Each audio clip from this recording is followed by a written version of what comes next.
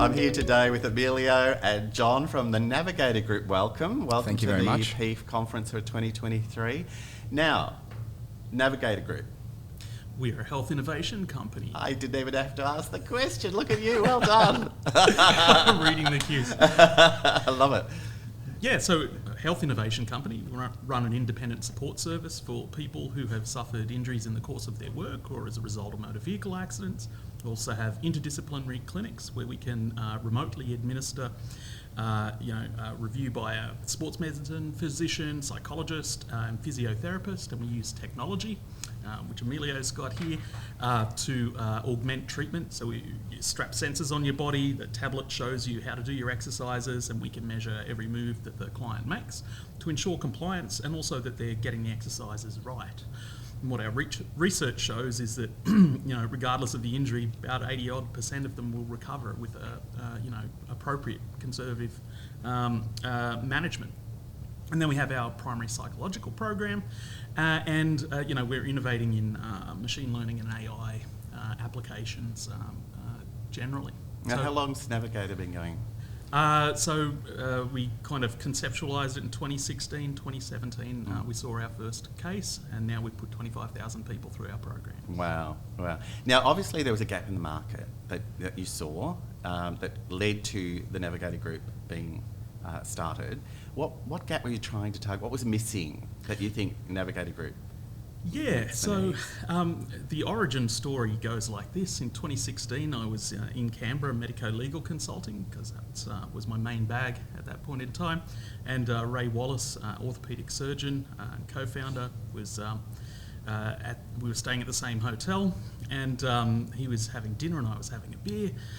Waved to him, we came over and we started talking about, down here medico-legal consulting, all of the things that are wrong with it. The end, or the upshot of our conversation was sort of, if but for a small, trusted conversation at points early in the claim, people wouldn't end up in front of us for their, common law damages, whole person impairment. And Ray said, "Do you want to do something about it?" I said yes, and a few meetings later, we developed the Navigator support program and deployed it. Excellent. Now, Emilio, you do have something in front of you there. Yeah, Do you want to describe what that is and how that fits in with part of your program? Of course, yeah. So right here I've got an iPad essentially with our new application Mojo, which we've been in development for the past year or so. Essentially what we've got on there is a dashboard and specific exercises which we can program for someone once we've reviewed them, as John mentioned, with the interdisciplinary clinic. With that, we're able to supply them with sensors, look at ongoing psychometrics, and really provide them with a personalised experience through the application to get their recovery back on track. So I experienced an injury, a physical injury of some description. So there's some form of assessment, because I can't, it's not just like a Tetris game and I go in and play a standard program, is it? So it's tailored to me. Yep. So how does that happen? So essentially once you're referred to Navigator, it's completely opt-in. We start off with a review either face-to-face or via telehealth. So with that, you see, as John mentioned before, you see the sports medicine physician, you see the physiotherapist, and you see the psychologist. Yep. So we get a really, really robust understanding of the person, the injury that they've experienced, any psychometric barriers which may be at play. And from that, we're able to provide them with a program that's tailored completely to their recovery. And from that, they're having regular checkpoints with us across the 12 weeks that they'd be on the program. Of course, if they're discharged earlier, they're discharged earlier. But with that, they demonstrated the kit, they take it home, we're checking in with them weekly. So I take the kit home, it's all wonderful, it's got all the things I should be doing to help myself, but I'd rather watch The Bold and the Beautiful. How do you deal with that? How do you monitor that? Is there any monitoring involved? Or when you say it's purely opt-in, if I don't do it, I don't do it? Yeah, so, John, you can go for that if you like. Yeah. Well, yeah. So first, we've really focused on the user experience. We've tried to make it delightful. We have implemented some gamification tactics. So, you earn points.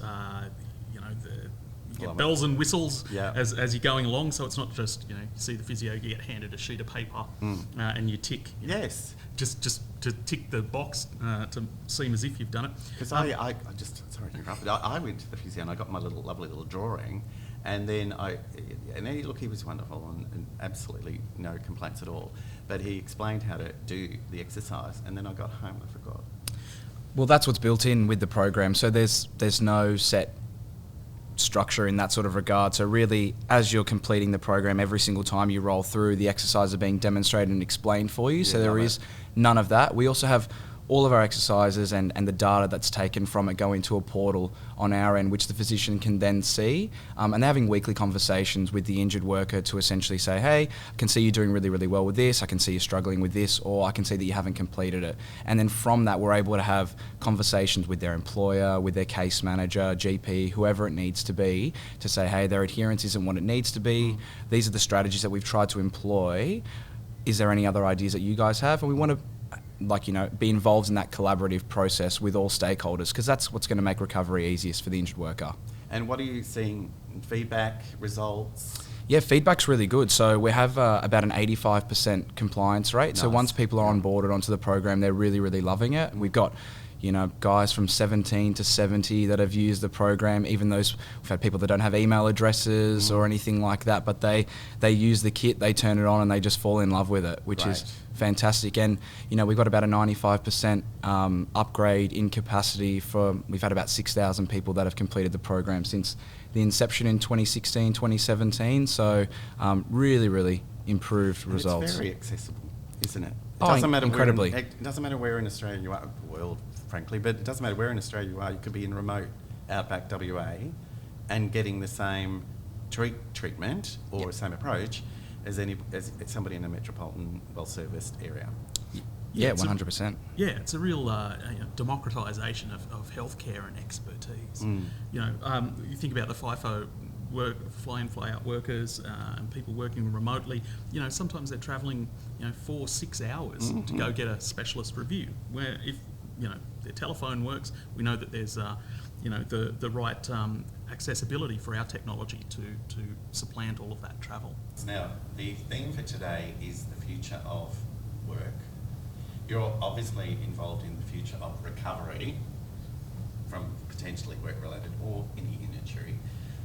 When we look at the future, what does the future look like for you, Emilio? I think being able to give people, no matter where they are, a little bit like what you touched on before, access to really, really high quality treatment. I think that's the goal of Navigator Group. No matter where you are, based in Australia or internationally, if we're able to send you out one of these kits and you can have consistent care throughout your injury recovery, that's a really, really strong goal that we have moving forward. Great. And John? Yeah, I think machine learning will help us deliver better insights, better recovery metrics, make the user experience, more palatable, and beyond that, life enhancing. I think the machine learning will also help us develop new treatment modalities. So, for example, things like eye movement desensitization, reprocessing therapy from a psychological perspective, seeing that automated. There are treatments like direct current stimulation to the brain. I think, we will see technologies come from that will, cure many mental illnesses. And I think we'll see in the future precision psychiatry where nanobots delivering directly to sites in the brain, the chemicals needed to replace neurochemistry or neurochemical deficits that drive mental disorders and conditions. I think, there'll be neurobiological interventions to prevent dementias. The future's looking very bright. Very bright indeed. Well, thank you so much for your contribution to this year's conference. Best of luck with the programs. Pleasure, thank you. Thanks again. Thank you.